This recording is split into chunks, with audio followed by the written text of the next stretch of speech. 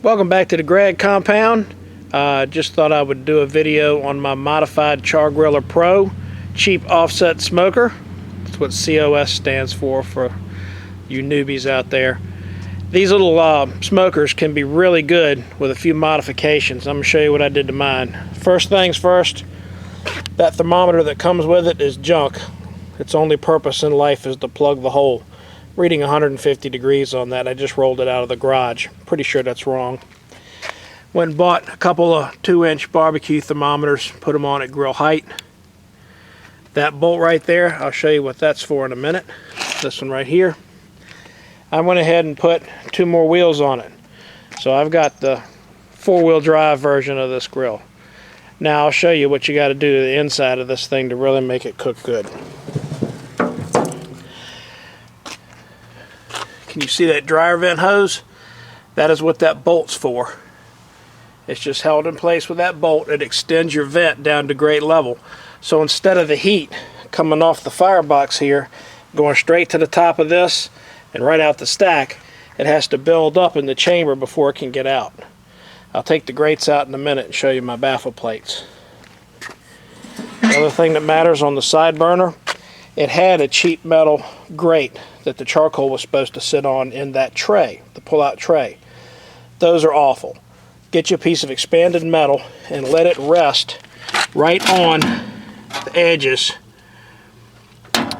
where the tray slides in and out, and you put one piece of all-thread rod all the way across. It's through bolted right here, right there. So it rests on that at the other end and stays out of the way. And now your charcoal can get good airflow, burn a lot more completely with less fuel, doesn't get ash bound, and the grate won't collapse. I used 2 pieces of scrap bolted together there. That helped a whole lot. The drawer and the air baffle works pretty well as it is. Let me get these grates off and I'll show you my baffle plates. Alright, what I've done here is I've lined the box with foil just to make cleanup easier, which I do kind of periodically.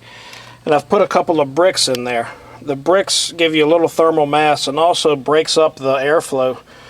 As the gases, the smoke and everything comes from the Firebox, I've got this initial baffle. This is just a piece of sheet metal bolted to the side that I picked up for a couple bucks. Bent it to fit. And then this other baffle plate right here slides back and forth. It's just sitting in there. Nothing fancy. And I've got a brick under here, under the end of that, under the end of this. Another piece of brick there. So I can put a water pan in here right on top of the fire. That also helps control the heat and put some good humidity in there with the smoke, keep your meat from drying out. With these mods, this thing's actually a very good cooker. And I'm getting ready to throw me a set of St. Louis ribs on here right now to get this thing fired up. Alright y'all, for this cook, I'll put 2 aluminum pans with a little bit of water in the bottom. Now to get everything up to temperature in this rig, I like to put 2 chimneys of charcoal in the basket there and let it get up to temperature with a log of hickory and let that hickory burn down a little bit. So we'll go get that now.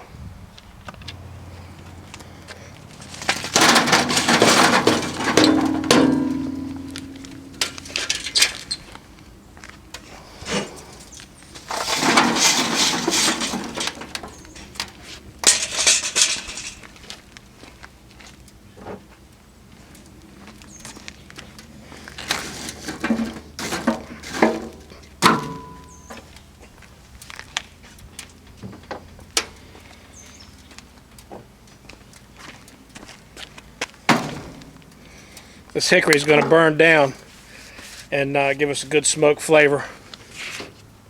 So while it's coming up at temperature, we'll let that happen.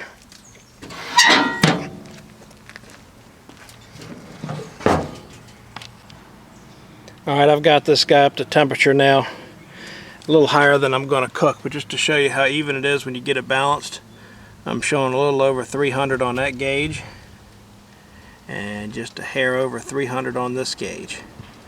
So across that whole smoker grate, I've got the same temperature.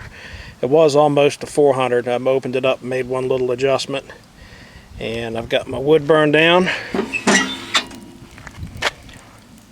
Just a little fire in there left. And what I'm going to do is get the meat on, choke down the airflow going in, and drop the temperature in the Firebox. Get this thing cruising around 250 or so for these ribs. So there we are, we're cruising right along at about 250. Well, the gauge just about the same.